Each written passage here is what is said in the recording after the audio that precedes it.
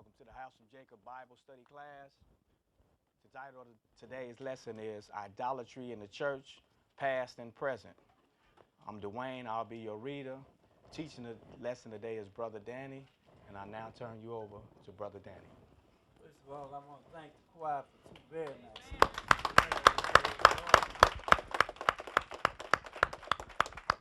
And I want to say good afternoon to everybody. Welcome everybody here this afternoon to the House of Jacob. Good afternoon, Brother Danny.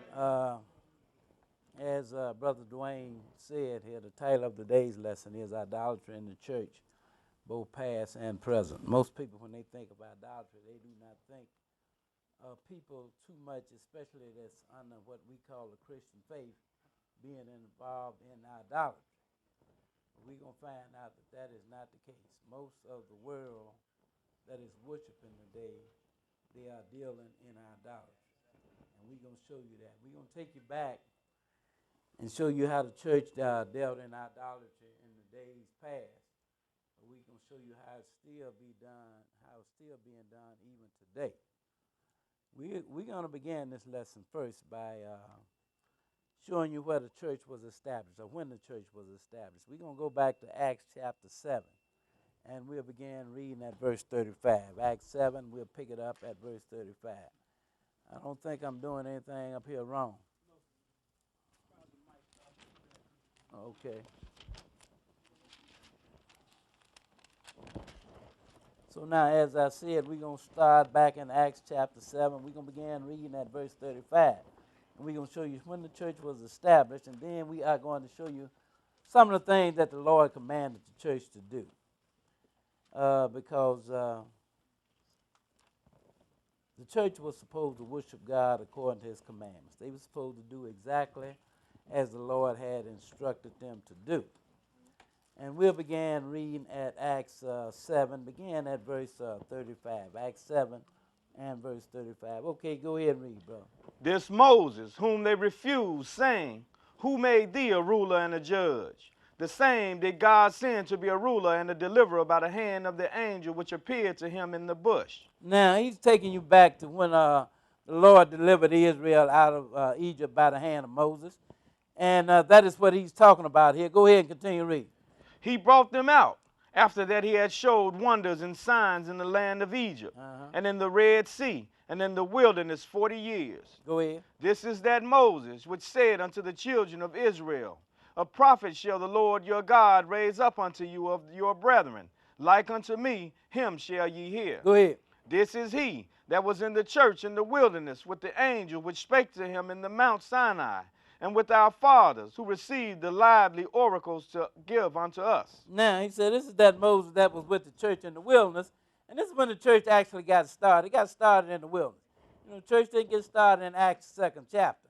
I know a lot of people teach that, but that is not the case. The church was around from the time the Lord brought Israel out of Egypt and established them there in the wilderness. That's where the church got started. And now the Lord, he gave the church certain instructions. We're not going to bother reading because there were many things that he instructed them to do.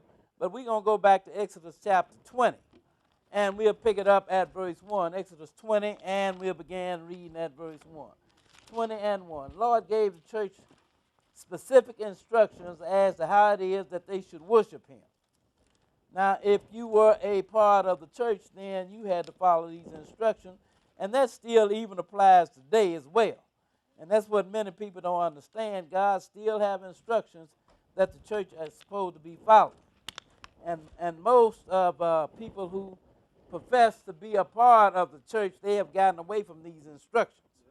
We're going to find out here, Exodus chapter 20, we're going to kind of focus more on one thing that the Lord instructed to do today, and not the overall instructions that the Lord gave the church. Start reading at Exodus chapter 20, and we'll begin reading at verse 1. 20 and 1. Go ahead and read. And God spake all these words, saying, I am the Lord thy God, which have brought thee out of the land of Egypt, out of the house of bondage. Now this is God speaking directly to the people here. You know, later on he gave it to Moses and told Moses, brother, the Lord wrote it on 2 tablstones. He gave the stone to Moses and told Moses to deliver it unto the people. But however, this is God here speaking directly to the people. He had come down, he had stood on the Mount Sinai, and he's giving them instructions here, and these instructions are the 10 Commandments. Go ahead and read on. Thou shalt have no other gods before me. Now, the very first thing he said, don't have any other gods before me. Go ahead and read. Thou shalt not make unto thee any graven image, or any likeness of anything that is in heaven above, or that is in the earth beneath. Now he said, don't make any graven image of anything, whether it's in the earth or whether it's in the heaven. No graven image. Other graven image is some man that took and carved up.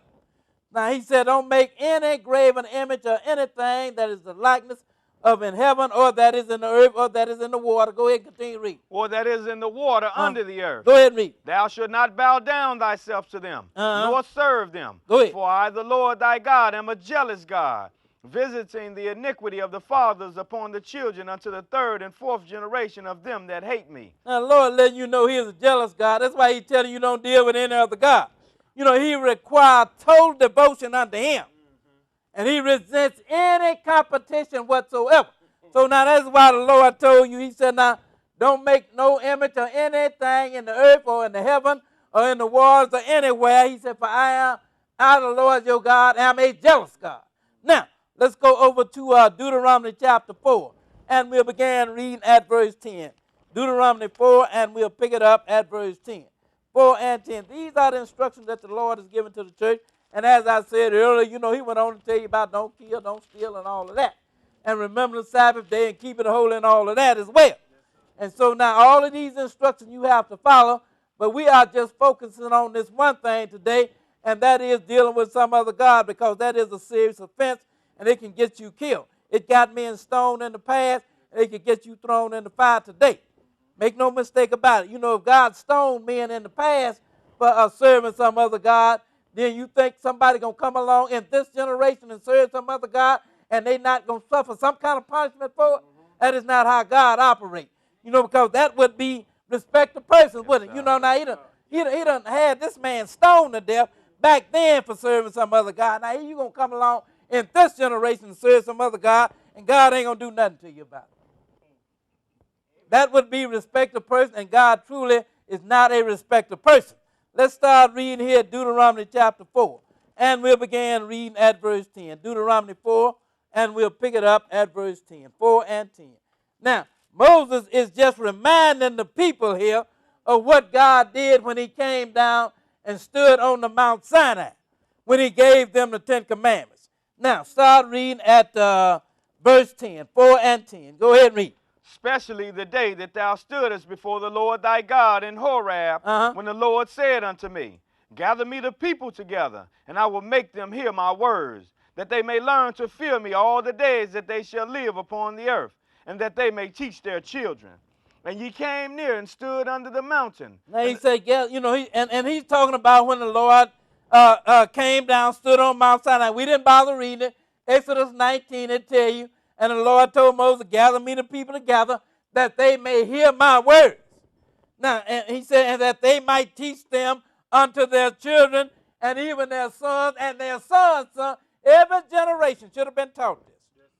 And that would have eliminated a lot of the problems that we have today, because everybody have gotten away from the commandments of God, and the Lord instructed the people to teach the commandments of God to every generation.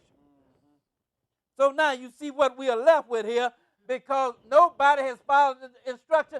Even the people that are supposed to be giving you the instructions today, they have gotten away from the instructions as well. They have told you don't need to bother with them commandments anymore. So now look at what we have here.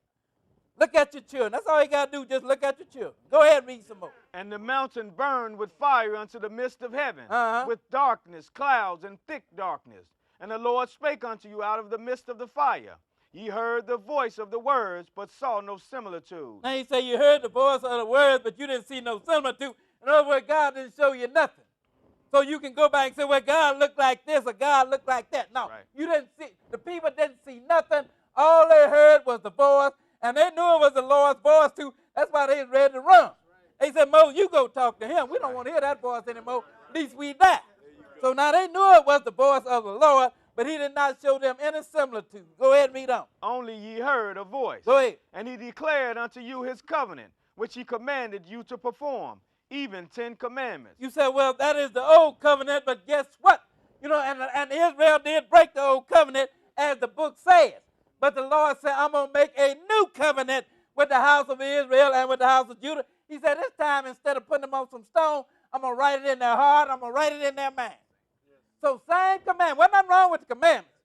You understand? So there was no need to change that. And guess what? Whether you know it or not, if you are going to deal with the true and living God in this generation, you are still under the covenant. Not under the old, but under the new. And what is the new? The commandments written in your heart and in your mind. Them same commandments that said, don't have no other God before me. And the